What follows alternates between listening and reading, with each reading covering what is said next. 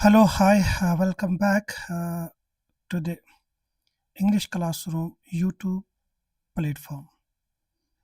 एक बार फिर से आपका खुशामदीद है। As you know that we have completed the fourth part of speech, that is preposition. So हमने preposition complete किया है and today we are going to uh, we will do some important MCQs in this session. आज के session में हम कुछ MCQs करते हैं। इससे पहले कि हम सेशन को स्टार्ट करते हैं, आपकी स्क्रीन पे कुछ गाइडलाइंस है।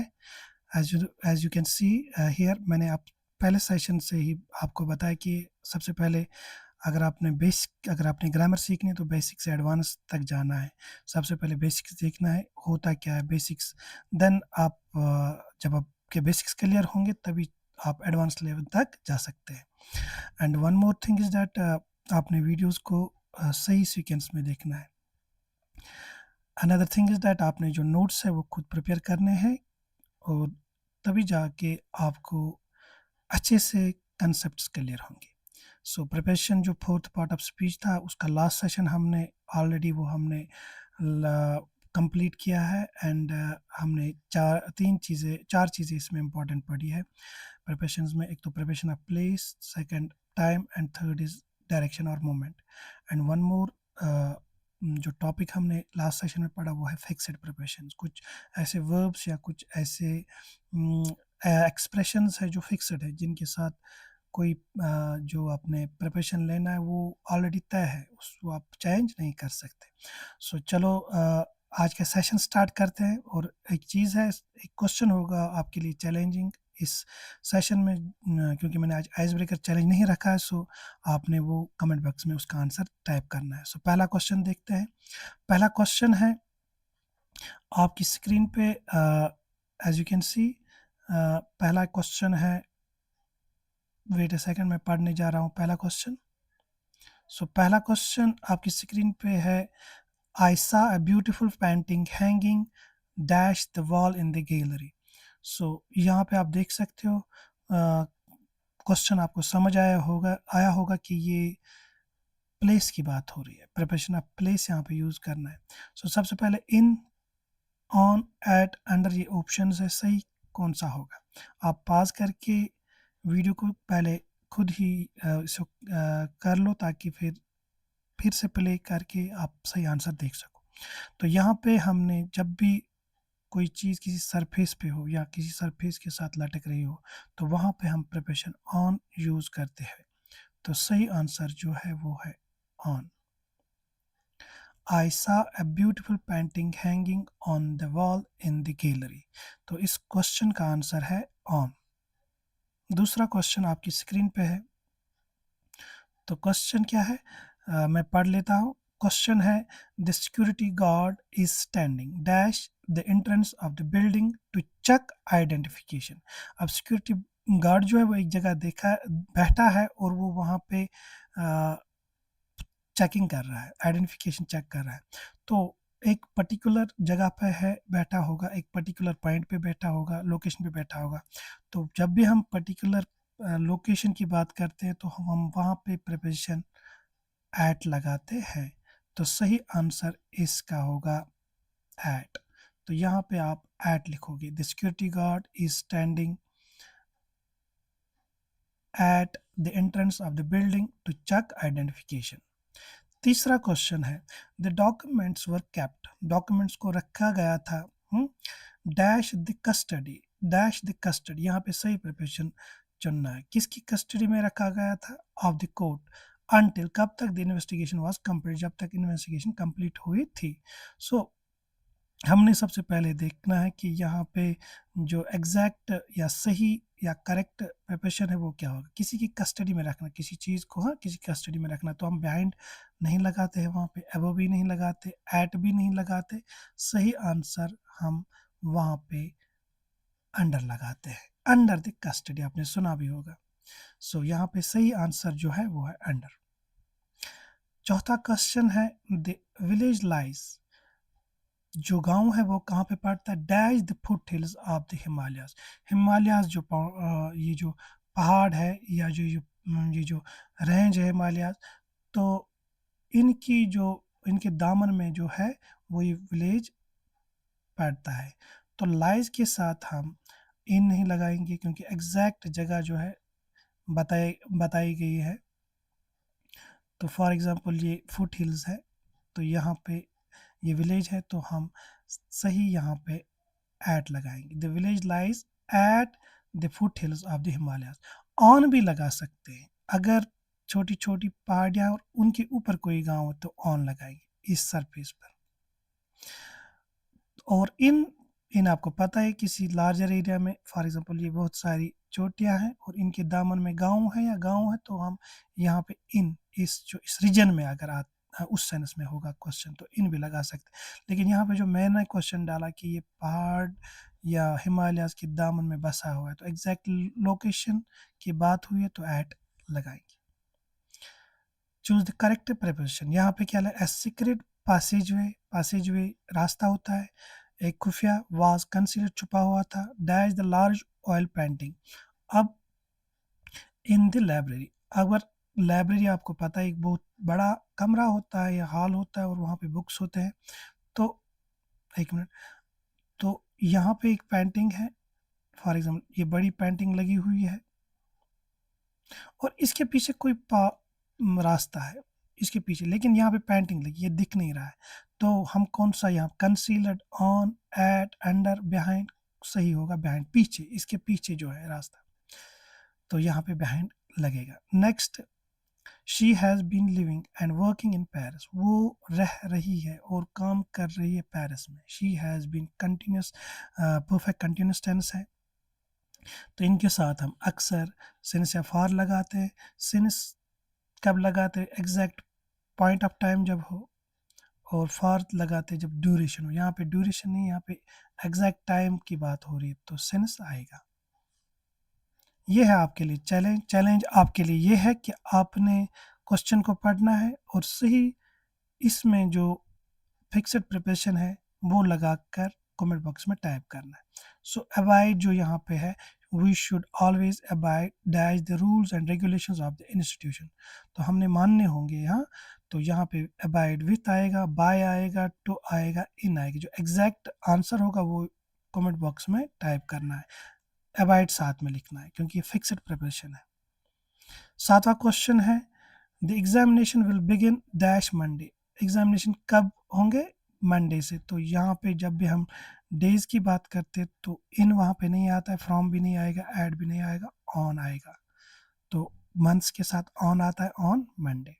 नेक्स्ट क्वेश्चन है, the board meeting is scheduled to begin. कब शुरू होगी, एग्जैक्टली बराबर किस टाइम पे, dash noon, to ensure everyone can attend the lunch session afterward. तो यहाँ पे जो मीटिंग है वो एग्जैक्टली किस टाइम पे होगी, नोन के साथ। मैंने पहले सेशन में बोला था कि जो दिन होता है उसमें हम किन के साथ इन एट लगा सकते हैं। तो कुछ दिन के कुछ पार्ट्स होते हैं, जैसे नोन है तो एग्जैक्ट टाइम है, तो एग्जैक्ट टाइम पे हम, हाँ, ये शॉर्ट, इसकी ड्यूरेशन बहुत शॉर्ट होती है, जैसे एट डॉन है, एट नोन है, तो यहाँ पे एट आता है। तो यहाँ पे एग्जैक्टली एट आएगा, एट नोन के साथ एट आता है। नेक्स्ट क्वेश्चन है, the museum remained closed. Museum बंद रहा to dash the renovation work was completed. अब देखो यहाँ पे क्लोज्ड कब तक था, रिनोवेशन वर्क जब तक कंप्लीट हुई। तो यहाँ पे हमने एग्जैक्ट हमने सही करेक्ट प्रिपरेशन लगाना है, तो कौन सा लगेगा। अब अगर आप देखोगे the museum remained closed, bye आएगा, अनटिल आएगा, सिंस, ऑन, ये दो नहीं आ सकते। अब इन दो में देखो, बाय हम जब हमारे पास कोई डेडलाइन हो, तो यहाँ पे कोई डेडलाइन नहीं, ये तब तक बंद रहा जब तक काम खत्म हुआ, तो यहाँ पे टिल या अनटिल लगाएंगे। तो यहाँ पे सही है अनटिल, जब तक काम खत्म हुआ। Please ensure all financial reports. आपने इंश्योर करने तमाम फाइनेंशियल जितने भी रिपोर्ट्स है वो आपने सबमिट करने टू द मैनेजर को डैश 5 PM टुडे, 5 बजे तक आज। यहाँ पे डेडलाइन दी गई है। अब यहाँ पे सही जो आपने प्रिपरेशन लगाना है वो है बाय, तो बाय 5 PM टुडे। नेक्स्ट है, the train pass dash a long dark tunnel. अब टनल से कोई चीज़ गुजर रही है या फॉरेस्ट से कोई चीज़ गुज़र रही है, हाँ, या इंसान गुज़र रहा है या कोई चीज़ गुज़र रही है। मैंने कहा था ना, जब भी हम प्रिपरेशन ऑफ डायरेक्शन, जब कोई ऐसी इनक्लोज्ड स्पेस हो और आप एक साइड से एंटर करके दूसरी साइड से निकलते हो, तो वहाँ पे हम सही जो प्रिपरेशन है वो थ्रू लगाते हैं। सबसे पहले इन तो नहीं लगा सकते, आ ही नहीं सकता है, क्योंकि इन किसी स्पेस में वो बात होती है।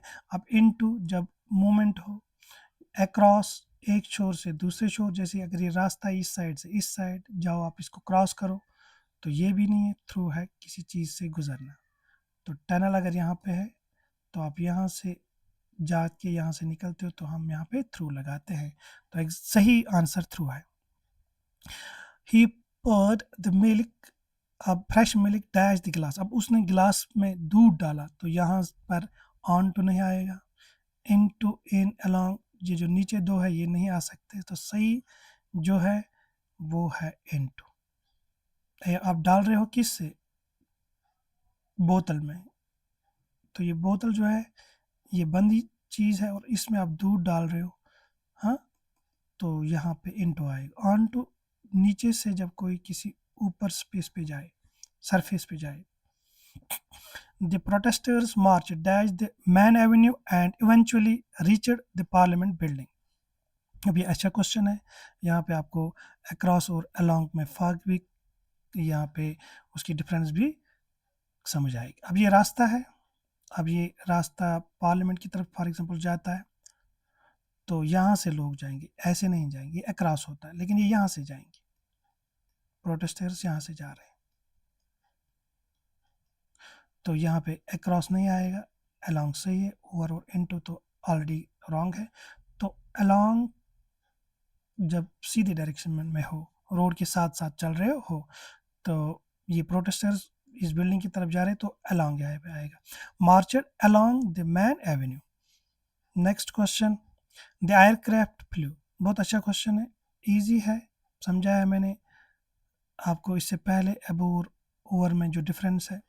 तो यहाँ पे अगर पहाड़ियाँ हैं फॉर एग्जांपल और कोई जहाज़ यहाँ से जा रहा है, तो ये यहाँ से यहाँ जा रहा है, इसकी डायरेक्शन ऐसे है, तो ये द एयरक्राफ्ट फ्लू अबोव नहीं आ सकता है। अगर फॉर एग्जांपल कोई चीज़ यहाँ पे ठहरी हुई है तो अबोव आती है इसके ऊपर, लेकिन ये जा रहा है, ये मूवमेंट कर रहा है, तो अंडर भी नहीं आएगा, ओवर सही है, अलोंग भी नहीं आएगा। सो ओवर माउंटेन, ये जो माउंटेन रेंज, इस माउंटेन रेंज के ऊपर से गुजर रहा है।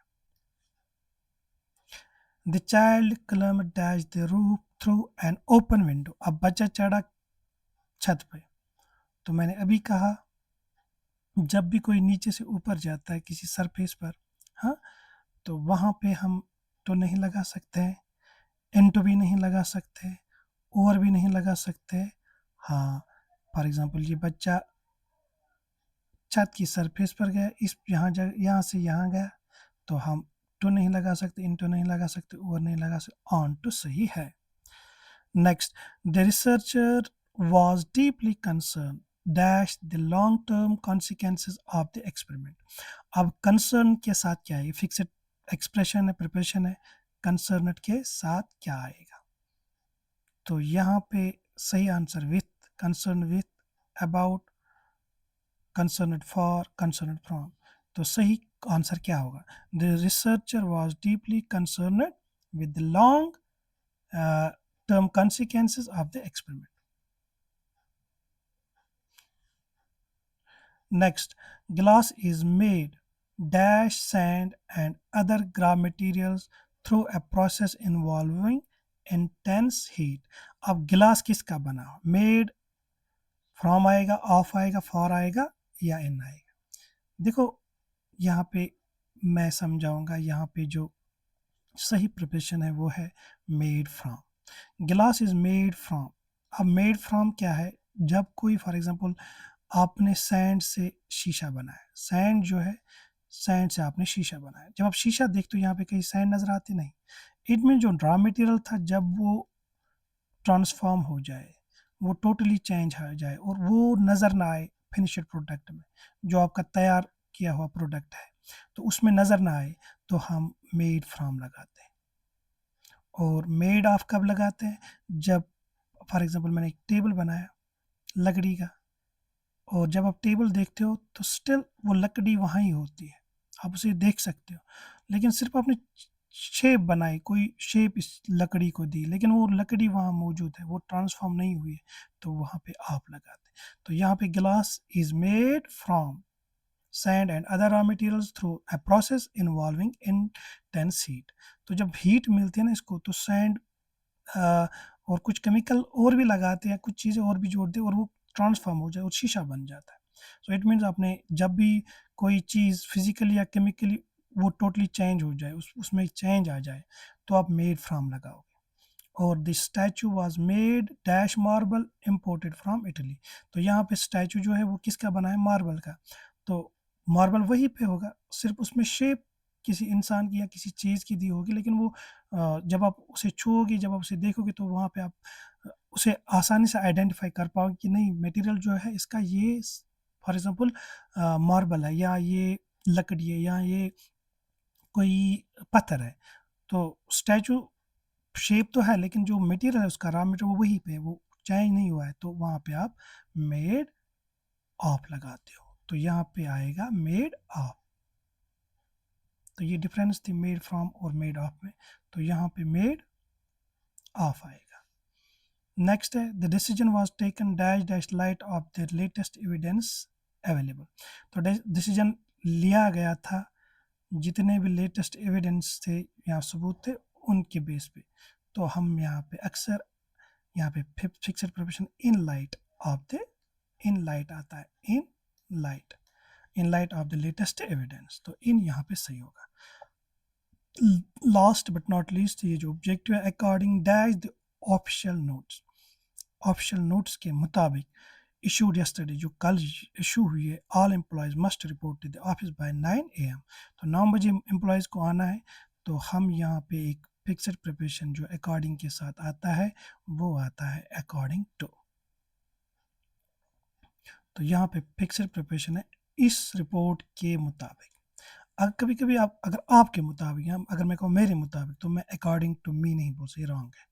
सो इन माई ओपिनियन ऐसा मैं बोल सकता हूँ। तो ये ज़रूरी है कि इन चीज़ों को आप डिफ्रेंशिएट कर सको। तो ये फिक्स्ड प्रिपरेशन था। तो ये आज का सेशन इतना ही था, और होप आपको ये सेशन अच्छा लगा होगा। लेकिन जो मैंने चैलेंज दिया है, एक बार फिर से आपको उस चैलेंज की तरफ लेता हूँ। जो चैलेंज था वो था एक क्वेश्चन, आपने, एक मिनट,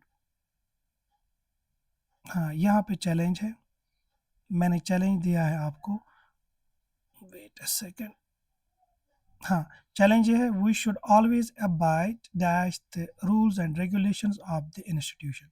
अब विथ आएगा, बाय आएगा, टू आएगा, इन आएगा, इसको आपने सिंपल अबाइड को साथ में लिखना है, कमेंट बॉक्स में आंसर को टाइप करना है। अबाइड विथ आएगा, अबाइड बाय आएगा, जो सही होगा वो कमेंट बॉक्स में टाइप करना है, और वहाँ पे अपना आंसर ड्रॉप करना है।